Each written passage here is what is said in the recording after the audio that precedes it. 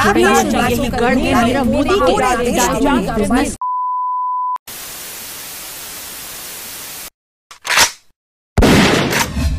की विडंबना सोचिए, एक तरफ किसान और आम आदमी बैंकों के चक्कर लगाता है लोन लेने के लिए, और दूसरी तरफ एक बहुत बड़ा पूंजीपति 11,000 करोड़ का चूना लगा देता है और अमेरिका के एक बहुत बड़े सूट में आराम से बैठता है और हम सब सिर्फ देखते रहते हैं। हमारे पास मकान नहीं है, कुछ नहीं है। अच्छा, इसलिए हमारे पास सिक्योरिटी मांगती है वो। हाँ, सिक्योरिटी मांगती है। तो सिक्योरिटी के रूप में क्या क्या मांगती है, कुछ आइडिया हो आपको? देखते हैं बैंक बैलेंस क्या है, प्रॉपर्टी कितनी है। बैंक बैलेंस क्या है, प्रॉपर्टी कितनी है? अगर जिसके पास अगर बैंक बैलेंस हो और प्रॉपर्टी हो तो वो लोन लेने बैंक में क्यों आएगा, सवाल ये है।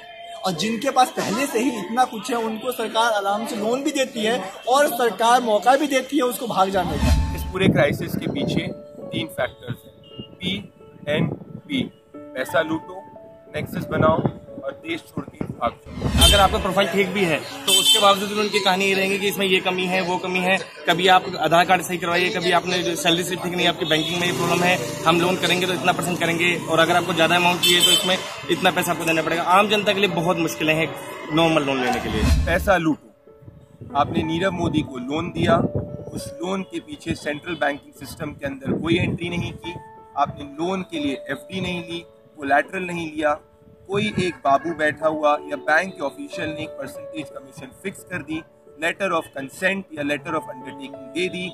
उस लेटर ऑफ अंडरटेकिंग से नीरव मोदी जी बाहर के बैंक में गए और उन्होंने उस बाहर के बैंक से पैसा लिया। उस बाहर के बैंक को PNB ने पैसा दिया और PNB को जो पैसा मोदी से लेना था, नीरव मोदी से लेना था, वो पैसा उसने नहीं लिया। और ये करीबन जो पूरा षड्यंत्र है 7 सालों से चला आ रहा है और इसके पीछे करीबन 260 से ज्यादा लेटर ऑफ अंडरटेकिंग गए। उन्होंने इतनी फॉर्मेलिटियां मांग ली कि सरकारी गारंटर लागे दो विटनेस मांगे, हमने पड़ोस के 2 विटनेस दे भी दी, मगर उस पर भी कार्रवाई नहीं हुई। तो आपको लोन मिला या नहीं मिला? मुझे लोन मिला ही नहीं। जब गरीब आदमी को लोन मिलता ही नहीं। नेक्सस, आप और मैं बैंक जब जाते हैं तो हम पाते हैं कि अगर एक लोन हम नहीं रीपे कर पाते तो बैंक के कितने अधिकारी चक्कर लगाते हैं, कितने नोटिस जाते हैं। यहाँ पे नीरव मोदी ने 260 बार लोन बैंक से लिया, उनमें से एक भी लोन उसने रीपे नहीं किया और फिर भी उसको लोन दिया गया। इसका सीधा तात्पर्य यही है कि कोई बैंक का एक छोटा सा अधिकारी ये काम नहीं कर सकता।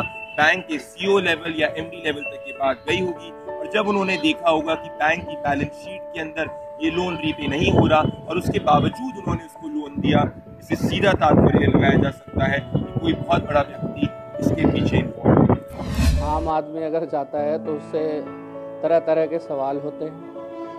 कभी कोई गारंटर ऐसा लाते हैं, सरकारी गारंटर मांगते हैं, जो सरकार की योजना के तहत जो मिलता है लोन, उसमें भी सरकार गारंटर मांगती है, सरकारी गारंटर चाहिए।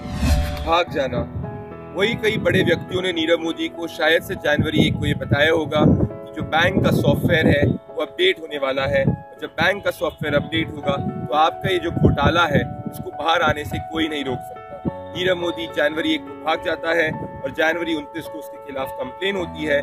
जनवरी 31 को CBI उस कंप्लेन पे एक्ट करती है, चार्जशीट दाखिल करती है और लुकआउट नोटिस जारी करती है। इसमें CBI की गलती नहीं है क्योंकि 48 घंटे के अंदर ही CBI ने एक्ट किया, परंतु सवाल ये उठता है कि इतने बड़े ऑर्गेनाइज्ड रैकेट को पीछे से कौन लोग चला रहे थे, कौन लोग नीरव मोदी को 7 साल से बचा रहे थे 2011 से 16 तक। सवाल ये है, नीरव मोदी जो भाग गए हैं, देश छोड़ के भाग गए हैं यहाँ से, क्या उनका सिबिल स्कोर चेक किया था सरकार ने?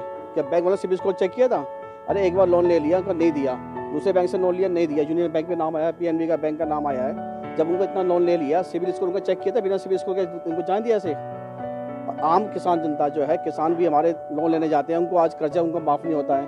किसान हमारे बेचारे आत्महत्या कर रहे हैं, जमीन बेच कर गुजारा कर रहे हैं। मैं आपको बताना चाहूँगा 2011 से 16 के बीच में नीरव मोदी ने 11,000 करोड़ का जो टैक्स पेयर का मनी है, मतलब मेरा और आपका जो पैसा है, उसको चोरी किया, लूट ले गए। और वो नीरव मोदी विजय माल्या का ही रूप है, क्योंकि इनकी शक्लें अलग हो सकती है पर DNA एक है। DNA है लूटना और देश को बेचकर अपने पैसे कमाना। सवाल ये उठता है, क्या देश नीरव मोदी और विजय माल्या को वापस ले आएगा या ला पाएगा? देखना होगा।